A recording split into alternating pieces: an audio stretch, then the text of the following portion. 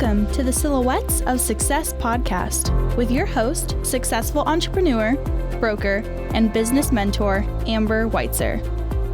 Because success comes in all shapes, sizes, and styles, the Silhouettes of Success podcast is shining the light on industrious women with a collection of curated conversations of intentional inspiration designed to inspire your heart, ignite your mind, feed your soul, and gift you with actionable insights directly from inspirational, everyday women who've shown tenacity, grit, and grace, having taken on the challenges in their lives and business and won. Remarkable, down-to-earth, and relatable, Amber and her guests will share with you uplifting and extraordinary real-life success stories, motivational ideas that just might help spark something within you. With the deepest desire to serve you, help you grow so you can begin to shine the light that will illuminate your very own silhouette of success. So, let's get to it. Hello, and welcome to the Amber Weitzer podcast, Silhouettes of Success. Today, I am delighted to talk with a brilliant and influential woman with kind-hearted and exuberant silhouette of success. She's described as a continual learner and master implementer. She embodies all of the qualities, skills, and experience to help provide you with credible insights and sparks of inspiration to get you one step closer to your goals and dreams. She is a multi-awarded business owner, speaker, 3 times best-selling author, and is known as a $500 million woman and Australia's golden pen. So please help me welcome Eve John, marketing strategist, copywriter, and community advocate. Hello, Eve. Hi, Amber. How are you? I am so well. How are you? I am absolutely spectacular. Thanks for having me on. Well, thank you for joining us, Eve. I'm elated to visit with you as you share your silhouette of success story with us. So once again, welcome. Thank you. Thank you. Well, perfect. So, Eve, we'll just jump right in because Great. I tell you, it was serendipitous on how we connected, and I am a true believer in it's all about the timing and maybe not chance encounters, but pretty fortunate encounters. Yeah, and so just to share with our listeners a little bit, and of course giving credit in gifting me this proximity to you goes to the highly regarded Anne-Marie Cross, known as the podcasting queen. Most definitely. And she certainly is, isn't she? Oh, outstanding. Yes, yes. She embodies all of the above that I aspire or just am enamored with her. Yeah. So I was at a local community theater while my son was in class. It's called, Artisan Center Theater in Hurst, Texas, just a little community theater, just powerhouse though. And while he was in his class, I thought, well, why leave for an hour? So I tuned in and podcast was on, and there you were. And I thought, well, I've got to listen more. And I'm turning up the volume, and ta-da. So it's fascinating, isn't it? I think I have such an opportunity to work with some really spectacular people, but I think the real opportunity is taking those slivers of time and using them to learn a new skill or hear some new insights. I think I've had some of my best breakthroughs waiting for the kids at school pickup time, or waiting for them at their karate session, or writing up some pieces while they're doing a swimming class. I think that's one of the gifts that you get as a parent is, although we sort of complain often about having to drive them here, there, and everywhere, it does sort of give you that time to fit bits and pieces into your life that, can be a little bit for yourself. And plugging in some earphones while you're watching what your child is doing is such an extraordinary thing to be able to do. So I'm so glad that he gets to enjoy his sessions and you get to enjoy it on your own from a different aspect too. It's so relatable right now with everything that's been going on. And again, just a reminder to our listeners, I think it needs to be said again, and I'll say it one more time, Australia's golden pen. So I have to give you credit as well, because you have helped me after we connected from seeing you on Anne-Marie's podcast, but you have helped me personally get to this point. So thank you. Oh, it's my pleasure. And I have to say, I get to work with such a range of experts across so many fields. And I think it's because I love to learn that I'm good at what I do, because I think I enjoy it so much. And I learn so much from other people. But to be a copywriter, you have to really understand, it's not just about writing the words, it's about having an understanding of the solution that somebody is actually providing. So with my clients, I learn so much because I go through their programs before I write the copy, because I really need to understand what it is that they're, the transformation that they're helping their clients provide. So whether it's, I have clients that sell high-end jewelry, I have clients that install air conditioning units, I have clients that run some of the largest mastermind and coaching programs, not only in Australia but in the world, and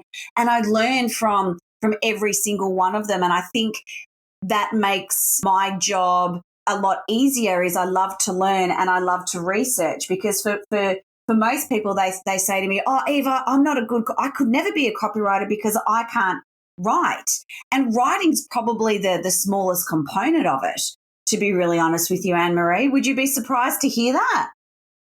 Yes. In fact, you shared some of that advice with me, and I thought, well, what? So tell us a little bit more about that, because when you helped me, of course, we had our call and you dove in and you dug deeper into things, but you told me, you said something to the effect of, I'm probably on the cusp, or but I didn't realize it. So talk to our listeners a little bit more about how you do that.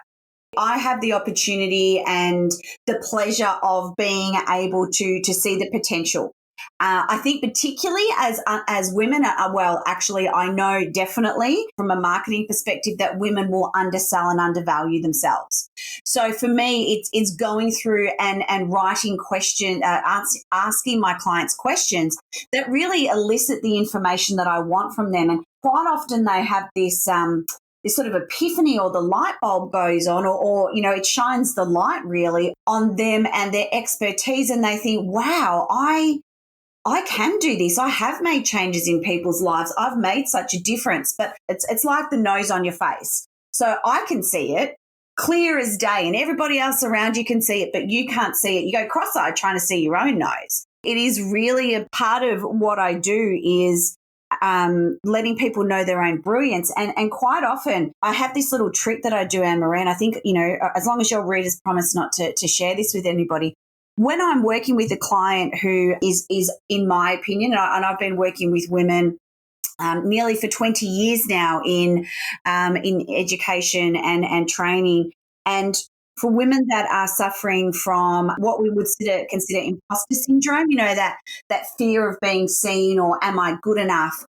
Yes. What I actually do with those clients is, once I've written the about me, or their bio, or their blurb, or the introductory part that's really about their experience, I'll send it to them.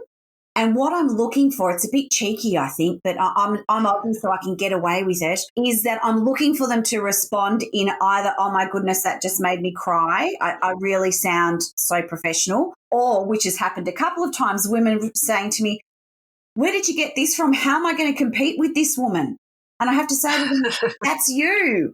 I think it's such an important part of it. And really it's like being an archaeologist. We're going as a copywriter, you're going on an expedition. You're finding truths, you're uncovering facts. You've got to dig a little deeper. There's a lot of research involved. I'd probably say 80% of my time is spent researching the way that your clients are talking, researching the way that they're expressing their fears and their frustrations, often having conversations with them. I do all of that before I even write a word.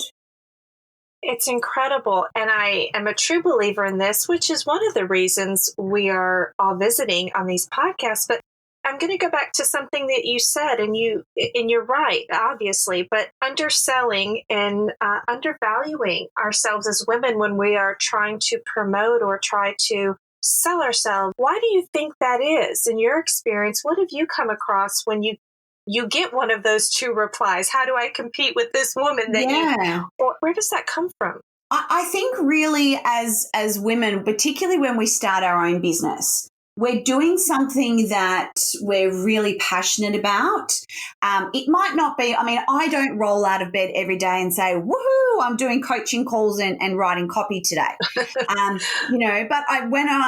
excited that I'm actually going to be speaking to people. I think there's that little bit of, when you're working for somebody else, there's, I hate Mondays and the boss is bad and, I hate my job and I don't want to be here. But when you're working for yourself, there's a little bit of excitement, not all the time, but, there's a little bit of excitement and there's joy in actually what you do. And with that comes a little bit of guilt, because we're sort of raised in, certainly in Australian culture, that it's, work hard, play hard, work, thank God it's Friday sort of thing. And I know you're like me, Amber, in the fact that we're working on a Saturday. If a client needs to speak to us or we need to do something, we're working on a Saturday. It's not a 9 to 5 for us, because we really enjoy what we do. We really get a kick out of helping somebody do the end result. And I think as a business owner,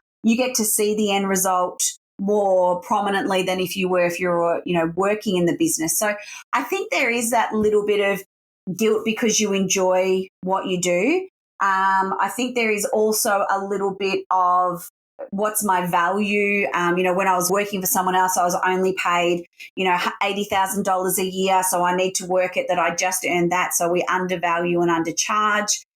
And I think often what I see is women that are selling, particularly to other women, and they're selling what they wouldn't consider tangible things. So, they're not helping someone sell a house or helping somebody, giving them something, that they're doing it like an internal transformation. So it might be a mindset thing or a weight loss sort of style. And what I find is that because it's often hard for the client to put a financial value on that women that are creating those sorts of programs have a little bit of trouble putting a financial value on the work that they do, because you can't say, well, it's saved you this amount of money and this amount of time.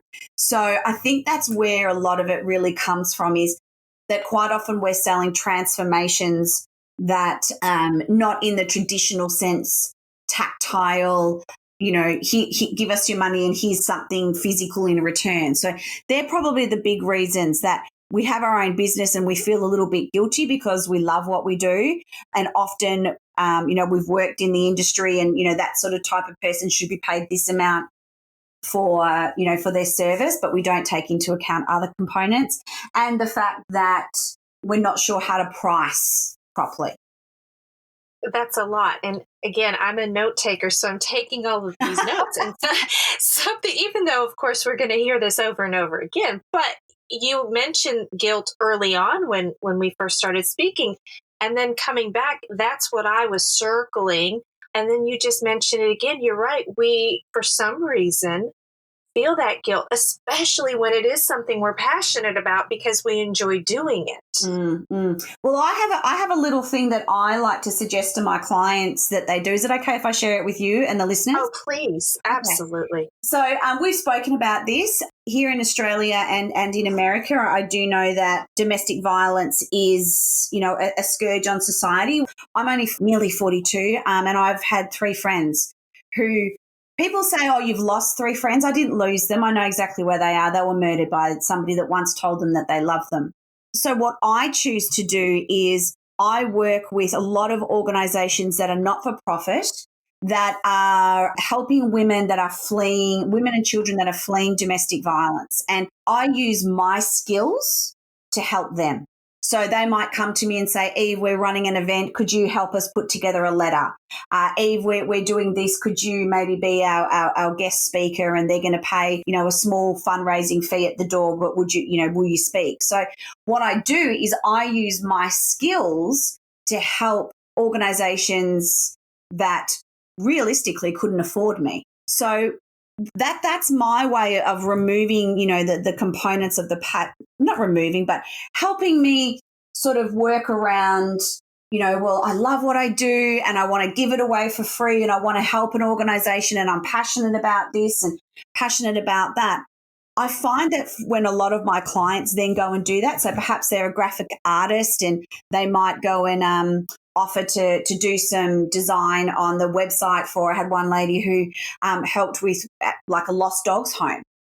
And she got such a sense of fulfillment because she was able to help a not-for-profit organisation who wouldn't have been able to afford her to do something that was then going to help what she's passionate about, which is rehoming animals. For a lot of us, we love what we do so much that even if we won Tuts Lotto tomorrow, we'd probably take some time off. I certainly know I would. I'd say I'd travel, but we're in our little travel bubble at the moment here in Australia. But give me 6 months and I will probably be back doing what I'm doing because I love it so much. So for most of us, it's not about the money, but you've got to have the money to be able to run your business so that you can do the things that you actually love and enjoy. And that's how myself and now a lot of my clients are doing that and still feeling confident with charging their clients what they're worth because they're a for-profit business.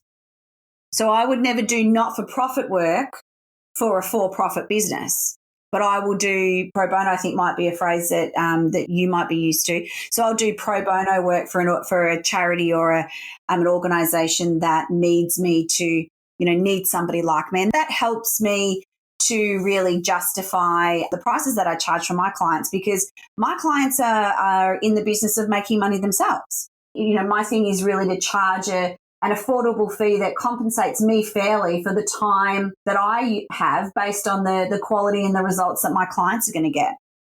So I think that's something important to think about when we get that whole, oh my goodness, how can I charge for this? Well, unfortunately, nobody values free either. Yeah, and it's so relatable. Everything that you just shared is so relatable across the board, no matter where we are all located. It's intrinsic. I think a lot of the women that do go entrepreneur route, they have that intrinsic motivation to want to give back and follow that passion. And I was speaking with my business coach the other day, and she started calling one income stream my fun fuel. And the fun fuel, I love that. yes. We were talking about that yesterday. And I said, well, the fun fuel allows me to do similar things that you're talking about. And it does just fulfill you so much to be able to give back. However, you switch those hats to your business hat. So I love how you just phrased that, obviously, as the copywriter, but it was beautiful how you framed that as well. So I'm hearing the passion in your voice. Obviously, you're very joyful, and I just get tickled when we speak. But how did you perhaps find yourself on this journey? Was it something that you just knew instinctively, the path that you were going on? What's your why factor? What compelled you to pursue this path? Well, I'd love to tell you that it's a beautiful story that I've always wanted to do this, and I kind of fell into my background's in adult learning and development. So I taught at TAFE, which is the equivalent to it's like vocational school. So I'm not sure that might be. It's if you don't go to university, but you want to be a plumber or you want to be a hairdresser, or, you want to work in healthcare, we call it TAFE here in Australia. So sort of a diploma sort of level courses. So I started working in that. And in 2007, my brand new husband, went on a boys' trip camping, and he fell down an embankment and he impound fractured 3 vertebrae. So he's 25, just married to a beautiful new bride, a plumber who's playing sport on the weekend, and now he's in traction. Now, I don't know about you having visited people in hospital, but I'm sure it's no surprise to you and the listeners, Anne-Marie, that the biggest issue for men in hospital is not their illness and it's not their injury, it's actually depression. So here in Australia, we have some really great programs where the patients work with a social worker. So Alex, my husband, was strapped to a bed for 5.5 months. And so as you can imagine, your mental health can deteriorate. And the social worker had a bit of a project where they say to particularly men that are working, if you could solve one issue in your industry, what would it be? Now, that's pretty much, a question that I ask my clients all the time. So, but it was this particular question. my husband came up with this idea for a bendable and extendable silicone nozzle. So, when you've got to do the surfaces around your bathroom and your toilet and you put the silicone around, they've got that big gun thing that they squeeze and there's a tip on the end of it. Yes. Yeah. Well, he came up with a bendable and extendable one. And for a couple of years, it was just that thing that, helped him recover. And he's fine now, recovered, and he's actually, doing exceptionally well. And we talked about it on and off. We should do this. We should patent it. The world is full of shoulds, right? And I happened to be standing, we'd mentioned we're at a family function. And I was, we've known each other since we were 13. So we've known each other nearly our entire lives. And I happened to be standing back to back to a group of older women, sort of, aunties, grandmas, that sort of thing. And I overheard one of my family members say, well, Eve went to uni. And yeah, she does teach business, but she's probably not, she's never run her own business before. And, Anne-Marie, that was true at the time. I'd never run my own business. I'd always worked for somebody else in teaching and taught business skills, but not, how to start your own business from scratch. And then I heard this, and Alex is only a tradesman, so he's probably not smart enough to invent anything worthwhile anyway. Ouch. Oh, yeah. So I think nearly every other woman on the planet, you say what you like about me. I'm a big girl. I can take it. But you say something about my family and we have a problem.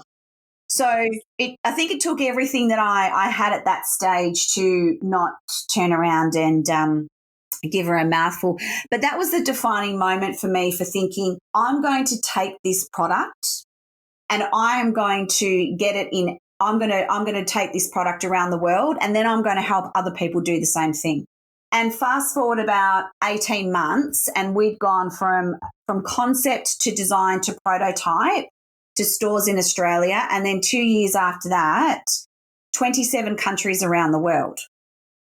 Wow. And what it showed me was the challenges that can come up. And we didn't have a budget to spend on glossy ads in magazines. We didn't know anybody in our, big retail stores here in Australia. I've always been a lifelong learner, and that's when I started borrowing books from the library about marketing and sales. And probably my favorite writer back then, and somebody that I studied a lot, was as an American gentleman called Dan Kennedy. He was what is known as probably one of the grandfathers of, or even the godfather really of direct response copywriting, along with John Carlton and Gary Bencivenga. All of these was a lot of American guys that I was studying, and I just loved the way that, they told stories and how the marketing was done. And I started to really want to help other people who perhaps had a passion with something, but there was maybe not a grandma or an auntie that had told them that they weren't smart enough, but somewhere along the lines, somebody had said, or they had thought, I'm not smart enough, I'm not enough. What if people find out I'm not as good as I think I am? That whole imposter syndrome. I thought, I'm going to help people like that. And now I do. And it's such a pleasure for me to help people achieve things and help them really to get themselves out there. And I'll tell you a little something, Amber, that same woman, so that was about 10 years ago now, that same woman that I overheard say that my husband wasn't smart enough to do anything worthwhile, every Christmas and her birthday, I send her a case of Verve champagne. Now you might be thinking, well, Eve, why on earth would you do that? She said horrid thing. You know what? That was my push. That was God in her, the universe in her infinite wisdom saying, all right, girlfriend, now's the time. And I find for so many of my clients that they have this epiphany or this push, or it comes from somewhere and they're like, that's it. I've got to do this now. I have to do this. I have to prove to, maybe not to the world, but I need to prove it to myself that I gave it my best shot. So I think for me, it was just learning and applying and learning and applying. And there's been some epic fails. That's about 27 different podcasts along the way. But it's brought me to today where I get to speak to women like yourself that are leading the way and showcasing other women that, you know what, it's possible. It's okay to ask for help. It's okay to want a little bit more. It's okay to set expectations high. And it's also okay to royally stuff the whole entire thing up and sit in bed and eat. Do you have twisties in America? Little cheese puff things? No, but we have lots of other things. Yeah, we've got similar. We've got twisties here, but I think you might call them Cheerios or Cheezos or something. And eat those and chocolate and watch reruns of Sex in the City because, people say to me, "Oh, Eve, you're so happy. You're always so full of joy and always so happy with everything." And I say to them, and I watched this in Sex in the City, the movie, and it was Charlotte, the one of the women who said, "I'm happy every day. I'm not happy every minute of every day, but I wake up every day and I look at my children, my partner, my friends, my clients, the fact that we're here in isolation and I still was able to get food and everyone was helping everybody." And for me, that's really what it is. There's days that it's going to feel awful and there's days that it's going to feel fantastic. And then there's just days. So I think for me, the fact that I am happy every day, even, sometimes for a long period of time, sometimes for, a couple of minutes in the morning when I'm getting cuddles from my kids. But I think it is really about sort of evolving and knowing yourself. And, just like a business grows, I think one of the untapped or untalked about benefits of having your own business is it evolves you as a person. And it really does give you compassion. I mean, most of my clients that work with me are full of compassion, but it really also gives you a lot of compassion and a lot of empathy and time for those people who are willing to share their deepest, darkest fears and dreams and secrets. You sort of become a little bit of a keeper of people's deepest fears and greatest dreams, regardless of what you're doing. If you're helping people with your skill, regardless of whether that skill is, helping, one of my favorite people is what we call the lollipop lady here at, she's the crossing guard. And the way that she teaches the kids to, look left, look right, and, be aware of traffic and all these sorts of things, that is amazing how she does it. So it's just looking at the skills and your abilities and how you make an impact into the world. And particularly for the women in business, how you then use those skills to provide other people with the skills and abilities that they need as well. Well, they're undeniable insights that you have shared, without a doubt. What you say just, of course, brings it back to me and thinking for the ladies that we're speaking with, and one listener at a time. And you're right. Once you become more aware and the gratitude and in the moment, like you talked about the snuggles or, in the afternoon, or if you helped one person, it is just that evolution of maturity or business maturity really as well. When you have that hat on, to just be aware of that moment and to be aware and cognizant of who you are becoming so you can go to that next level. And undeniable what you've shared. Beautiful. It's my pleasure. Thank you so much. I think it is, it is important really for women to realize their potential. Certainly for me, I don't want to have a multi-million-dollar business with staff. I know some of my clients do, and they love that. I love the fact that, I have an assistant and a virtual assistant and a bookkeeper, but I still drop my children off at school every morning and every afternoon. And I'm sure as they get older, that will be the bane of their existence. Oh my goodness, how embarrassing mums here. But I get to do, and it was interesting when you spoke about, what was the phrase that you used, where you've got your fun fuel. Fun fuel. Yes, the income from something else to be able to, propel. Yes. Well, I think I have that in the fact that I have probably one of the world's most expensive hobbies is I'm studying at school at TAFE to be a milliner. So that's the hats that they have for the races and you see the royals with all of their hats on at all of the events, and very popular here in Australia, particularly even with weddings and those sorts of things. But that's my hobby, and being in my own business and being able to pay for imported French silk that's been, hand stitched by French nuns in the commune where they've never spoke a word, and that sort of stuff. Yes. Being able to do that with